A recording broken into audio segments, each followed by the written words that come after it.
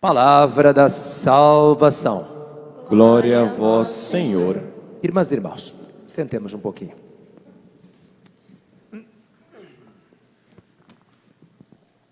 Eu quero aproveitar essa noite que estamos aqui reunidos para trocar algumas ideias com vocês e para isso até escrevi, para não me perder, porque eu acho que ser padre é um dom que deve ser partilhado com a comunidade que é a verdadeira família do padre no momento.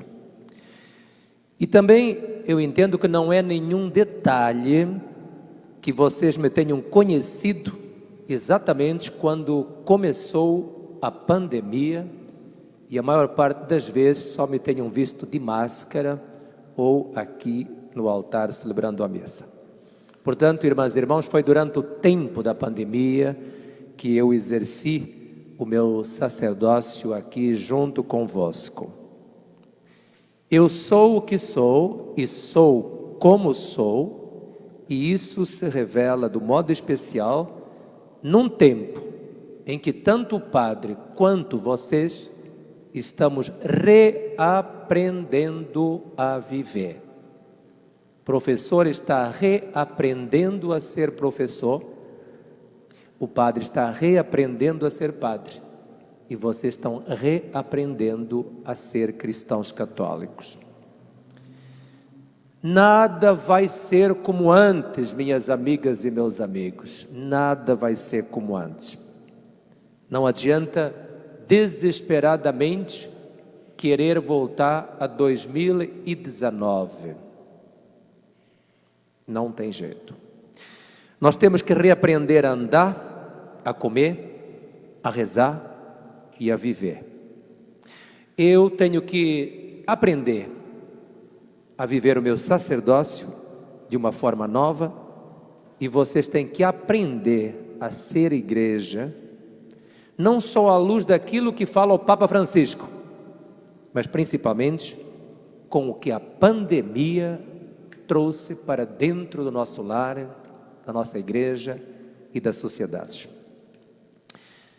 A Covid-19 veio de mansinho e foi levando as pessoas que nós amamos, que nós conhecemos, e ela já foi comparada a uma noite de insônia que não acaba mais.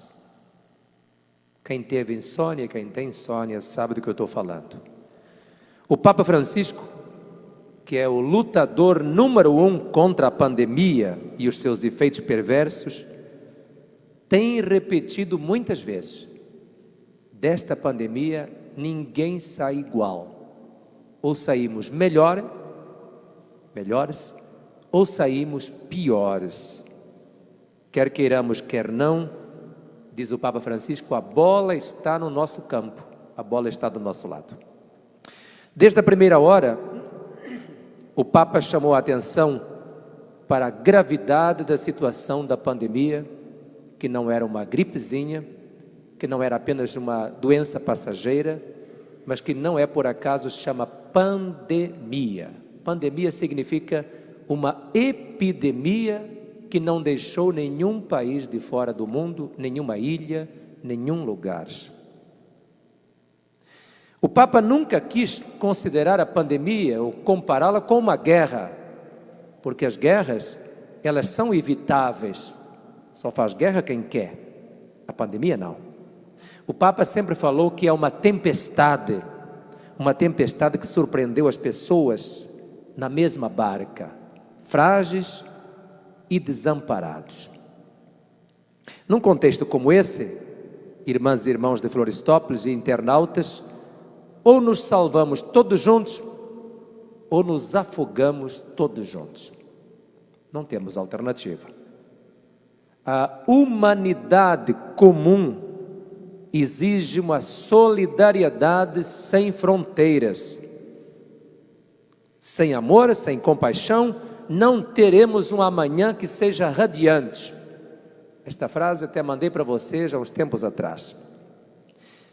Parece ser convicção de todos que não estamos sós na tempestade e que o barco vai atracar num porto seguro.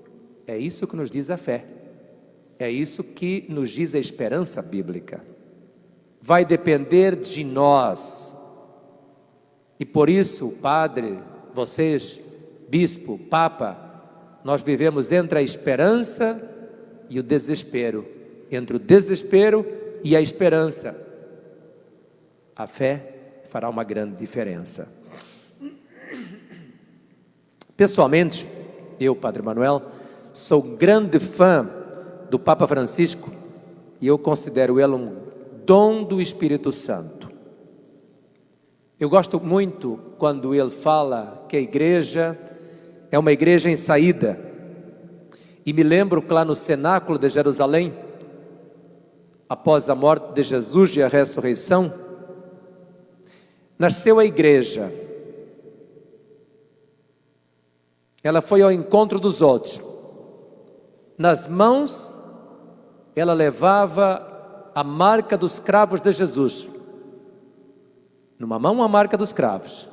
Na outra mão, ela levava o pão a ser partilhado. Assim somos nós até hoje.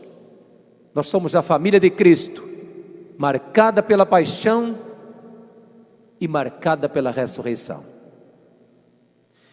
E eu tenho comigo, Carlos, irmãs e irmãos, não existem católicos de pesca e pague.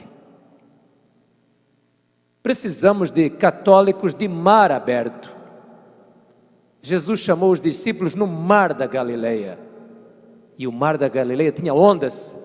E vocês sabem que no episódio as ondas eram tão grandes que iam engolir a barca. E eles gritaram: mestre, tu não te importas se formos morrer? Mar aberto. Nós não podemos ser pescadores de pesca e pague. Nós somos cristãos e temos que ser de águas profundas. É lá que nós devemos lançar as nossas redes. E por isso, e é nisso que eu entendo ser padre hoje. Ser padre é exatamente convidar e animar os cristãos a avançar para fora do comodismo, do repeteco, daquilo que sempre se fez. Porque se nós não criarmos impacto nas outras pessoas, nos jovens, naqueles que são indiferentes, nós não seremos evangelizadores de nada. O cristianismo cria impacto, até morrer. Uma pessoa idosa tem que ser impactada pelo cristianismo. Um jovem também.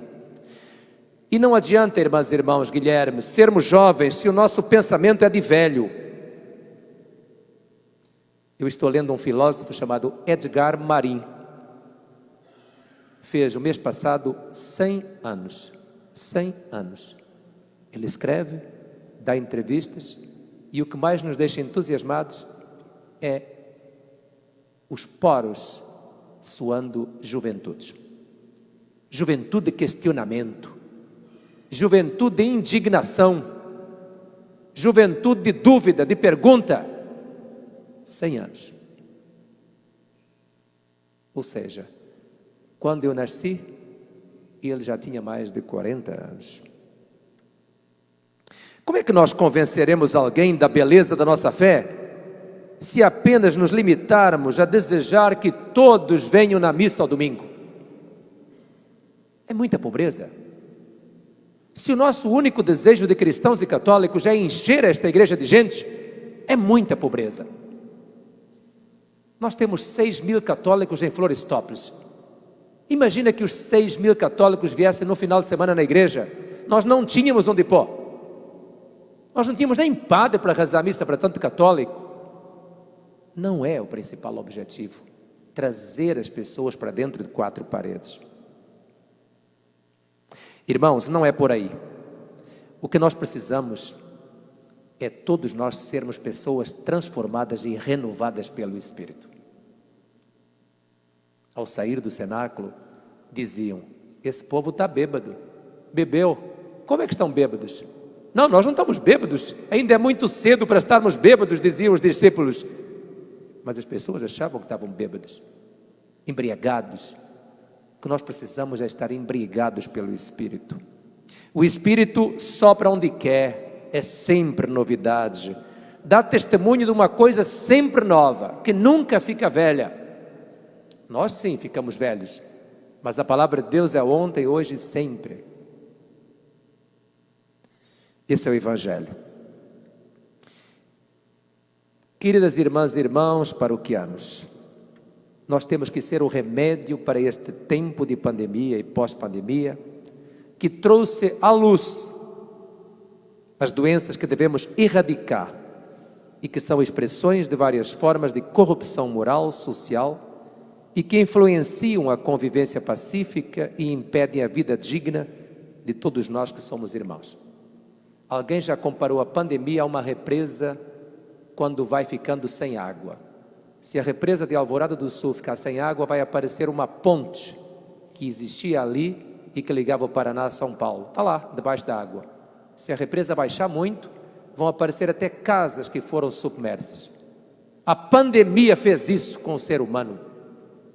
A pandemia revelou os melhores e os piores sentimentos. A pandemia revelou negação da ciência. A pandemia revelou indiferença, falta de compaixão, falta de empatia. A pandemia revelou alguém que disse: precisa morrer gente sim, nós não temos grãos para todo mundo. A pandemia revelou o salve-se quem puder, mas a pandemia também revelou comunidades que foram exímias na caridade, comunidades que se doaram e doam além das suas forças. A pandemia revelou o melhor e o pior. A missão dos discípulos nasce e renasce do fogo do coração que escuta a palavra, o Cristo vivo, que continua a partir o pão para muitos, alimentando a esperança de que com ele poderemos superar o desânimo diante das dificuldades, as distâncias que nos separam, os obstáculos que nos detêm. Irmãos e irmãos, nenhum de nós está dispensado de soprar e reacender as brasas do primeiro amor que caracterizou o encontro com os Senhores. Por isso que olhar o filme do casamento, olhar o filme da ordenação é fundamental. Nenhum de nós está dispensado de soprar e reacender as brasas do primeiro amor. Devemos fazê-lo sempre e sempre. Não existem profissionais da religião. O padre não é um profissional da religião. O leigo não é um profissional da religião. Em nenhum momento nós estamos completamente formados, nem que tenha 31 anos de padre, ou nem que seja um leigo que dá palestra há 25 anos. Foi isso que nós conversávamos hoje, os padres reunidos. É preciso estarmos nascendo de novo. A maior parte desses padres que estavam no filme já morreu. Eles me batizaram, eles me acompanharam na minha infância, juventude, mas se eles viessem hoje aqui, eles não me reconheceriam como padre. A única coisa que eles veriam que eu faço como eles é a missa. O resto, desde a minha calça jeans ao que eu faço no meu dia a dia, eles iam achar que não tem jeito. Cada época exige um nascer de novo. Eu conto com vocês para uma vivência plena do sacerdócio como ele deve ser entendido. E vocês contem comigo para um mergulho profundo na palavra e no Evangelho, irmãs e irmãos. É a cristologia, é o Evangelho, é a palavra. A novena é boa, mas ela não nos salva sem a palavra. Os santos nos inspiram, mas eles não nos salvam sem a palavra. É a Bíblia, é a palavra, é a Eucaristia. É preciso mergulharmos profundamente nisso. E hoje, quem tem dificuldade de ler, tem imensos programas de televisão, de rádio, que falam a palavra, que pregam a palavra. Esse é o nosso caminho. Contem comigo. vocês jamais me verão perder tempo numa homilia de 10 minutos numa missa. Existem muitos momentos que o padre pode contar piada, dar risada e falar bobagem, mas jamais, numa homilia de uma missa, eu vou explorar a quantidade e a intensidade de cada um desses 10 minutos. Irmãs e irmãos, não tenham medo, porque eu também não tenho medo. O saudoso Papa João Paulo II, São João Paulo II, na virada do ano 99 para 2000, soltou a famosa frase: não tenham medo.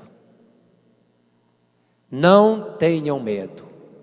Abram a porta, escancarem a porta ao Redentor. Palavras do Papa João Paulo II. Não tenham medo. Abram a porta, escancarem a porta ao Redentor. E essas palavras valem hoje também. Valem hoje também. Hoje não é fácil ser cristão católico. Nós somos perseguidos pela indiferença dos nossos filhos e netos. Nós somos perseguidos pela indiferença de uma sociedade que tanto faz como tanto fez. E às vezes tentam até nos calar. Não é fácil. O nosso trabalho vocacional é mostrar ao Fernando e a esses jovens que tipo de padre o mundo precisa e como Deus está apto a capacitar sempre aqueles que chama.